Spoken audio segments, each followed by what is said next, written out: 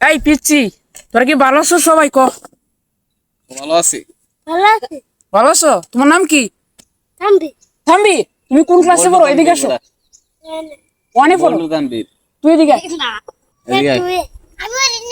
তুই ওরস না, তুই এদিকে আয়। তাহলে আরে মজা দে লাগবে, আরে টিয়া লাগবে। আসো, তোমার মজা দিব। আসো, শুনে দাও, এখানে দাঁড়াও, এখানে দাঁড়াও। তোমার নাম কি বলো? তানবীর। মুসলমানি করাইছো? মানে মুসলমানি করাইছো কেন?